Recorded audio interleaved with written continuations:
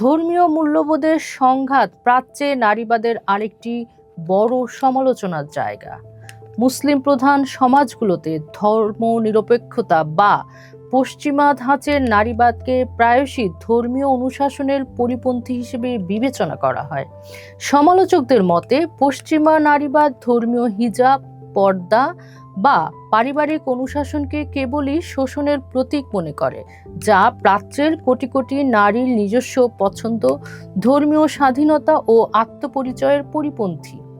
এই একমুখী দৃষ্টিভঙ্গির কারণে প্রাচ্যের সাধারণ সমাজ মূলধারার নারীবাদকে সহজে গ্রহণ করতে পারেনি। নারীবাদ মানব ইতিহাসের অন্যতম প্রভাবশালী সামাজিক, রাজনৈতিক ও বুদ্ধিবৃত্তিক আন্দোলন হিসেবে স্বীকৃত। লিঙ্গ বৈষম্য দূরীকরণ, পিতৃতন্ত্রের উচ্ছেদ এবং সমাজে নারীর মানবিক অধিকার প্রতিষ্ঠার লক্ষ্যে এই দর্শনের সূচনা হয়েছিল।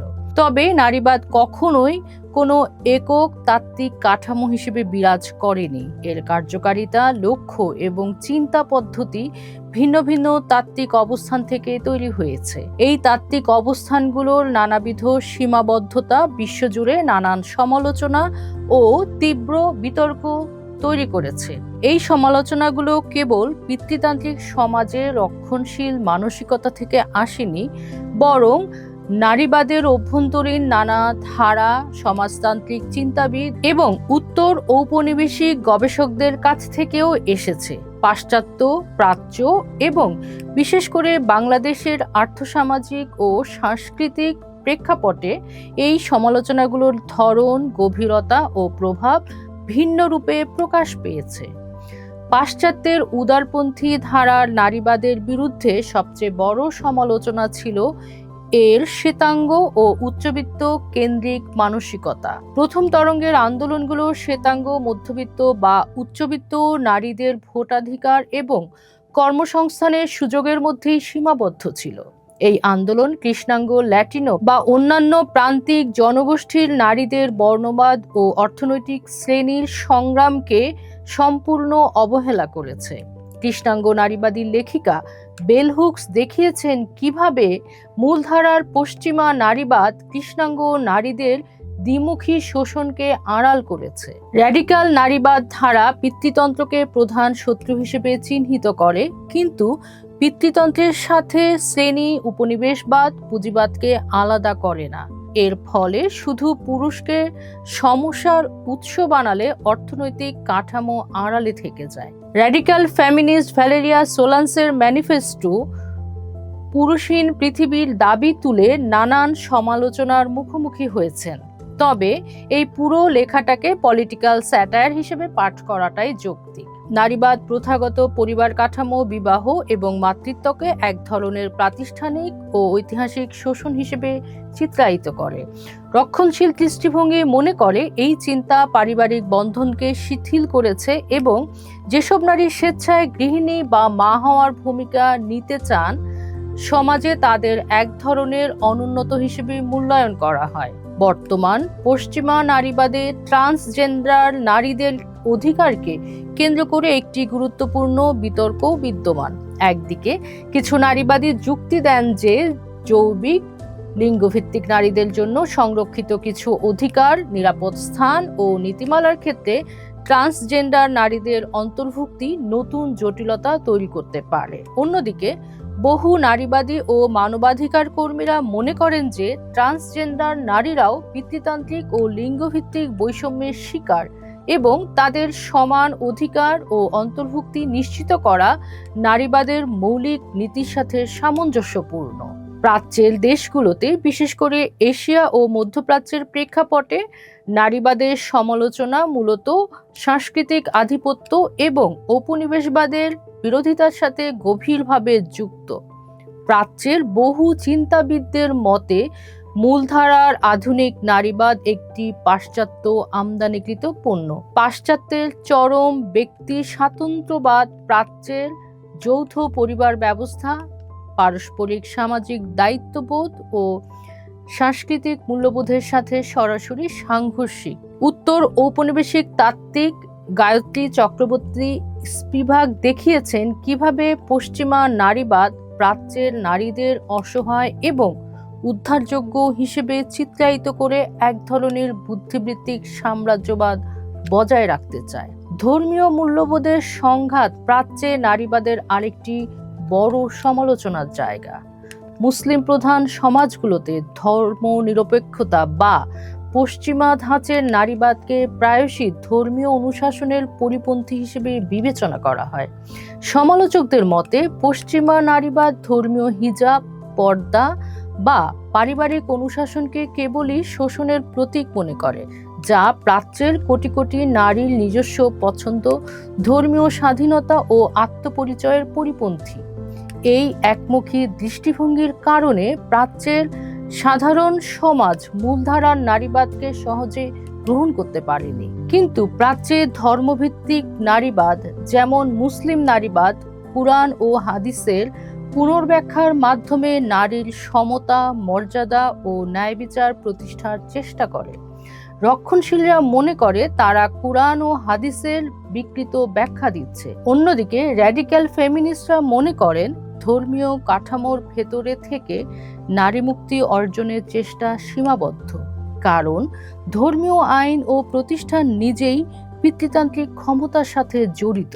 সমাজতান্ত্রিক চিন্তাবিদদের মতে প্রাচ্যের দেশগুলোর প্রধান সমস্যা কেবল লিঙ্গ বৈষম্য নয়, বরং অর্থনৈতিক শোষণ, ক্ষুধা ও ঔপনিবেশিক পুঁজিবাদ। তাই লিঙ্গ সমতার চেয়ে এখানে অর্থনৈতিক ও শ্রেণী সংগ্রামকে বেশি গুরুত্ব দেওয়া উচিত বলে তারা মনে করেন। অন্যদিকে সমাজতান্ত্রিক নারীবাদীরা মনে করেন পার্টিগত বা সংগঠনের ভেতরে বামপন্থা এবং নারীবাদের মধ্যে এক অসুখী বিবাহ কার্যকর, যেখানে বামপন্থা লৈঙ্গিক মুক্তির আন্দোলনকে শ্রেণী মুক্তির সংগ্রামের চাইতে কম গুরুত্ব দেয়। অনেকটা ইংরেজের কমন ল অনুযায়ী স্বামীর মতো আচরণ করে, যদিও তাদের লক্ষ্য এক। বাংলাদেশে পাশ্চাত্য নারীবাদের আন্দোলন প্রথম দ্বিতীয় তরঙ্গের মতো করে শুরু হয়নি। বাংলাদেশে বেগম রোকেয়া বা সুফিয়া কামালের মতো মহিষী নারীদের হাত ধরে নারী আন্দোলনের পথ চলা শুরু হলেও স্বাধীন বাংলাদেশে এর রূপ ও সমালোচনা আরও জটিল এবং বহুমুখী হয়েছে। বাংলাদেশের প্রেক্ষাপটে নারীবাদের বিরুদ্ধে প্রধান সমালোচনা হলো এর তীব্র এলিট বা নগরকেন্দ্রিক মানসিকতা। দেশের মূলধারার আন্দোলনগুলো মূলত ঢাকা বা বড় শহর কেন্দ্রিক উচ্চবিত্ত ও উচ্চশিক্ষিত নারীদের দ্বারা পরিচালিত ও নিয়ন্ত্রিত। সমাজবিজ্ঞানীদের গবেষণায় উঠে এসেছে যে গ্রামীণ বা প্রান্তিক কর্মজীবী নারী, যেমন পোশাক শ্রমিক, দিনমজুর বা গৃহকর্মীদের প্রকৃত অর্থনৈতিক সংকট ও বেঁচে থাকার লড়াইয়ের সাথে এই শহর কেন্দ্রিক বুদ্ধিবৃত্তিক নারীবাদের এক ধরনের বড় দূরত্ব রয়েছে। প্রান্তিক নারীর কাছে লিঙ্গতত্ত্বের চেয়ে অর্থনৈতিক স্বয়ংসম্পূর্ণতা ও মৌলিক অধিকারের লড়াই অনেক বেশি বাস্তব। দ্বিতীয় বড় সমালোচনাটি আসে এর এনজিও নির্ভরতা ও বিদেশি অর্থায়নকে কেন্দ্র করে। জাতিসংঘের নারী নির্ভর ফান্ডিং উন্নয়ন প্রক্রিয়ার কারণে ৮০-র দশক থেকে বাংলাদেশে নারী অধিকার আন্দোলনগুলো স্বতঃস্ফূর্ত পলিটিক্যাল চরিত্র হারিয়ে অনেকাংশে এনজিও নির্ভর হয়ে পড়ে। সমালোচকদের দাবি, বিদেশি দাতা সংস্থাগুলোর নিজস্ব এজেন্ডা ও শর্ত বাস্তবায়নের জন্য বাংলাদেশে এক ধরনের কর্পোরেট নারীবাদ তৈরি হয়েছে, যা এদেশের মাটি ও মানুষের নিজস্ব সংস্কৃতির সাথে সামঞ্জস্যপূর্ণ নয়। এছাড়া বাংলাদেশের ঐতিহ্যগত সমাজে পরিবারকে একটি পবিত্র ও অবিচ্ছেদ্য প্রতিষ্ঠান মনে করা হয়। ধর্মীয় ও রক্ষণশীল গোষ্ঠীগুলোর অভিযোগ, পশ্চিমা ধাঁচের আন্দোলনগুলো নারীদের পারিবারিক শৃঙ্খলা ভাঙতে প্ররোচিত করে এবং পোশাক ও আচরণের শালীনতাকে আধুনিকতার নামে বিসর্জন দিতে শেখায়। বিশেষ করে উত্তরাধিকার আইনে সমানাধিকারের দাবির ক্ষেত্রে ধর্মীয় আইনি কাঠামোর সাথে নারীবাদীদের দীর্ঘদিনের সংঘাত বিদ্যমান। সাম্প্রতিক বছরগুলোতে বাংলাদেশে আরেকটি নতুন বিতর্ক যুক্ত হয়েছে, যা হলো নারী সুরক্ষা আইনের অপব্যবহার ও পুরুষ অধিকারের প্রশ্ন। নারী ও শিশু নির্যাতন দমন আইন বা যৌতুক নিরোধ আইনের কিছু ধারার অপব্যবহার করে ব্যক্তিগত ও পারিবারিক প্রতিহিংসা চরিতার্থ করার জন্য পুরুষ ও তাদের পরিবারকে মিথ্যা মামলায় হয়রানি করার ঘটনা ঘটেছে।